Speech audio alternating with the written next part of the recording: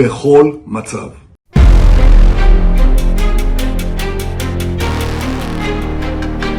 Trump যুদ্ধ বাজিয়ে এখন দোষ চাপাচ্ছে তার প্রতিরক্ষা মন্ত্রীর উপর। মিসাইল যুদ্ধে ব্যর্থ হয়ে এখন চাপার যুদ্ধে নেমেছে ট্রাম্প। এখন সে সকাল বিকেল গুজব ছড়াচ্ছে, আর সেই গুজবের ভুল ধরিয়ে দিচ্ছে ইরান।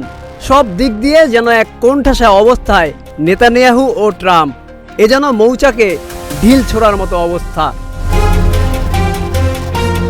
মার্কিন সৈন্যদের জন্য কফিন বিক্রি করছে ইরান, ভয়ে আছে ট্রাম্প। আর এদিকে নেতানিয়াহু বাংকারে যাতায়াত করতে করতে ক্লান্ত।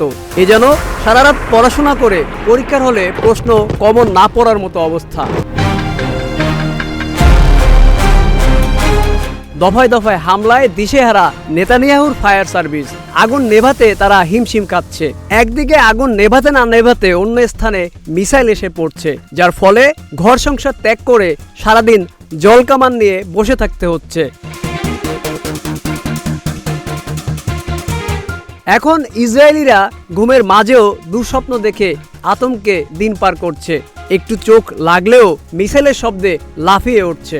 এতকাল যারা নিরীহ মানুষের উপর আঘাত করে খুশিতে মেতে উঠত, তারাই এখন ইরানের আঘাতের ভুক্তভোগী। মায়াকান্না করে এখন তারা বিশ্ববাসীর কাছে বিচার দিচ্ছে। তবে তাদের এই আহ্বানে কেউ সাড়া দিচ্ছে না, বরঞ্চ সকলেই মুখ ফিরিয়ে নিচ্ছে। Aminul Islam, news flash 71।